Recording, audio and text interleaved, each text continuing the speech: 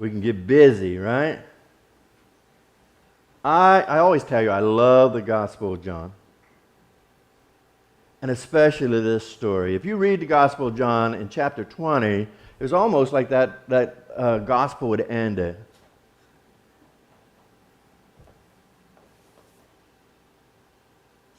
We welcome all here.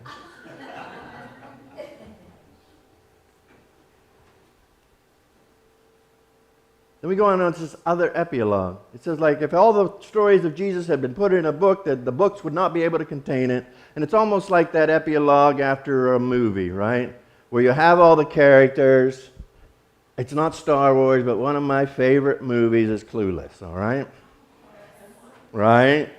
And then they do the thing at the end. This person did this person did this. And so the gospel writer is just trying to pull in these disciples, right? And what really happened.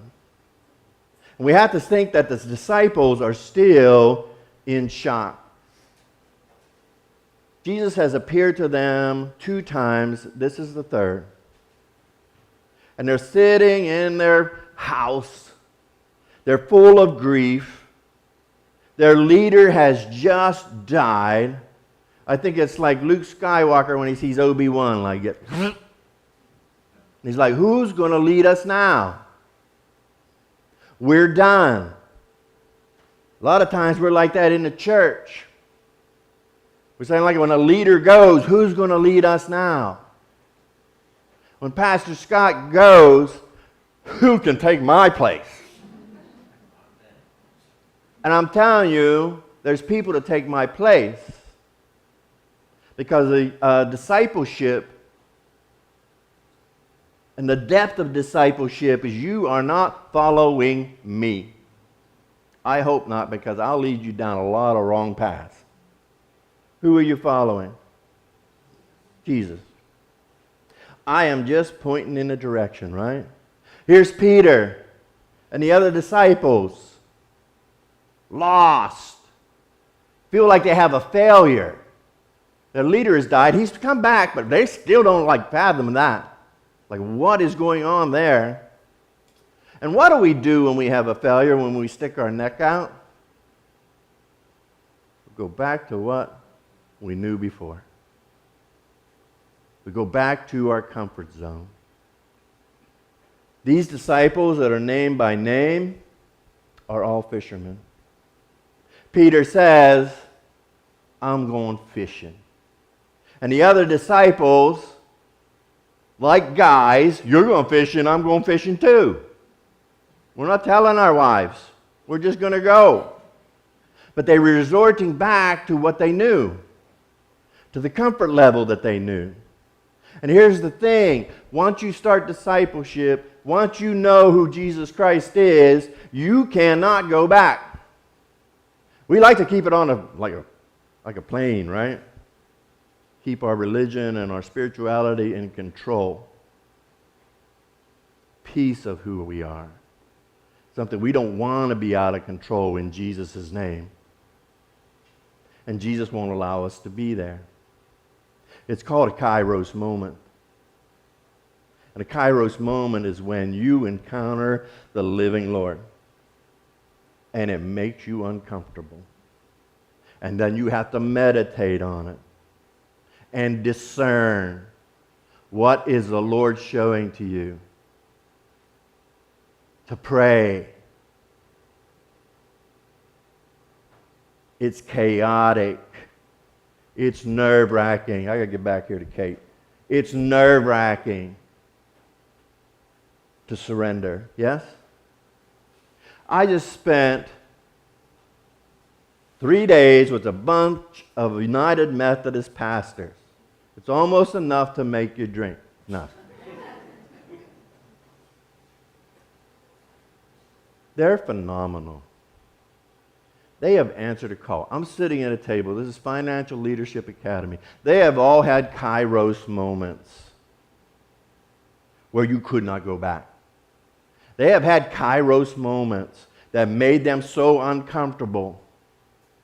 And when you're made so uncomfortable by Christ, then you start to grow.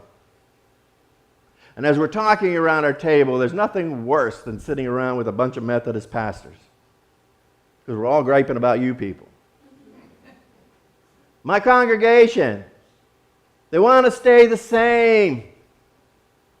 That's the way we've always done it. We don't want to stretch out our necks. Here's these pastors. Every one of them at my table, this is their second or third job. There's a high school principal who retired and had a Kairos moment. We would talk around those tables, and he's like, you know what, I had to grieve my retirement life. Because I can't do anything else. I thought I'd be traveling the Caribbean. Not only him, but his wife, right? That's that partner that goes along with you. It's tremendous and it's empowering. One guy was a salesman. Said, I couldn't sell that anymore. I said, now you're selling Jesus. Ain't much money in it. 50-year-old guy. Changed his life. In the middle of it. Patty Robinson sitting next to me. Had a Kairos moment. Well, actually, I gave her a kick in the butt. Sometimes you got to lead people to a Kairos moment. You just keep on going like this. Is when you see the talent, right? We are no different than you folks. We're probably not going to get to Star Wars today. I went down another path. We might come back around. I want you to look for Kairos moments. Where is God calling you to be? What sheep is God calling you to feed? What is going to make you that you can't go back? Make you so uncomfortable that your growth is like, I can do nothing else. Because we have a challenge and we have decisions to make, right? A lot of you will say like, well, that's not my call, whatever. You got a call. You got something, right? Because we just want to go about our own normal life and be comfortable and go back to fishing, and Jesus says no. Appears on the shore, offering a meal. Look at Darth Vader. He's going great. Warming his hands. Because here's the thing, the dark side is always at the fire. Wherever you gather. The choice, right? The choices we make. Darth Vader's always there, waiting. At your water cooler, Darth Vader's there. At your classroom, Darth Vader's there. In your home, Darth Vader's there. The possibility, right? Because you don't go to the dark side in all one jump. What do? How do you boil a frog? A little bit at a time. And so those decisions you make, right? Well, I talked about the gray side. And the gray side, well, I'm just going to fudge my taxes just a little bit. And we step towards the darkness. I'm going to stay at that water cooler and I'm going to gossip about my coworkers. And I'm going to step in a little more towards the dark side. And Jesus says, choose light. And here's the thing, at those moments we can choose, yes? We can choose to bring negativity. That's our humanness. It feels good sometimes, right? To chirp about your boss. I can't chirp about my boss, but he's your boss too.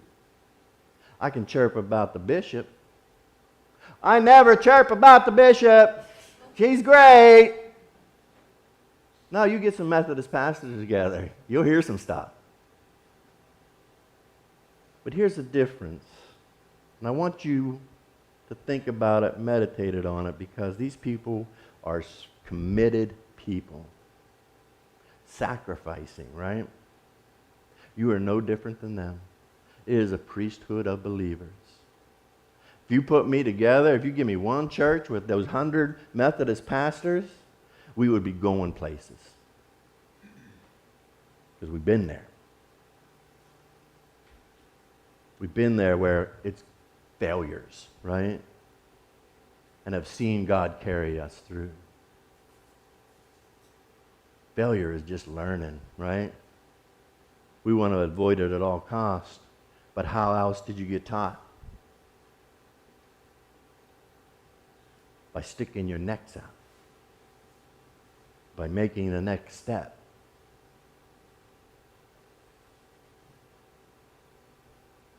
Choose the light. That's what Jesus came to say. Light over darkness. And each step you make towards the light, the more you illuminate the love of God in your community, in your household, and in the world. I've been working on my Yoda voice. It's terrible. Does anybody else have a good Yoda voice? Okay. Well, I told Donna I'm going to do it until you cry. You get used to it, and I might have it down by 11. But so Yoda had these sayings, right? They're gospel sayings. They're biblical sayings. There's wisdom and integrity. And for me, the thing I grieve most in our world, and maybe even in myself, is integrity. We have very little integrity in this world. Where you do the right thing even though nobody's looking. And it takes that decision, right? It takes that decision to step towards the light. And wisdom and integrity is only found through Jesus Christ. Here we go. Love the world, so God does. Now, begotten only Son. He said, believe in him one should perish, one will not, everlasting life one shall have. Very bad. No, let me try another, right?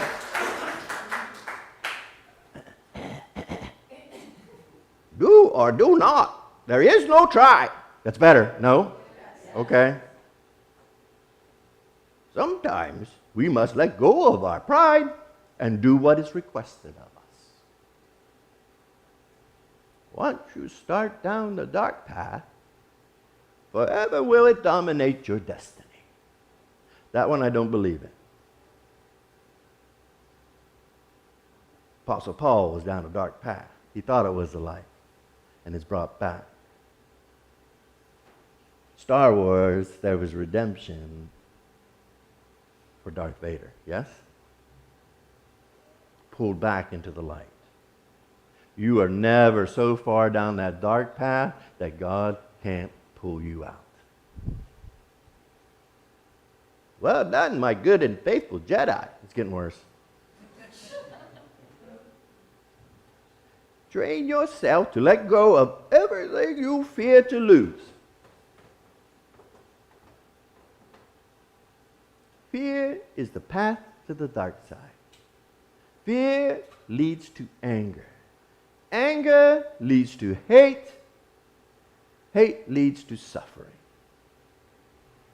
And here's the thing about the discipleship journey. You must unlearn everything that you have learned and surrender all. The reason Luke couldn't find the little thing that's floating around that was biting him all the time with his thing, because he was relying on himself. There is this theme called the Force. First time I sat in a Star Wars movie, we're not going to get to our last hymn. Okay. It was phenomenal. We have never seen anything like it before in our life. Anybody remember that? People were actually, when the Death Star exploded, standing up and cheering in the movie theater. And when I first saw it, I said, this is the gospel. This is the battle. where a few people gather together and refuse to let evil win. And folks, church, we are those people, the resistance.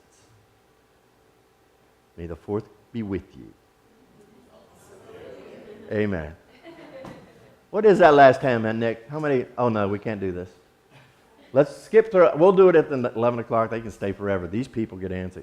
No, there's all people waiting to come in. That's why I'm doing this. And the Sunday school teachers will take me to the dark side if I don't do this. So give me the benediction. Let us go from this place. Please stand. Let us go from this place, casting the net of God's love wide.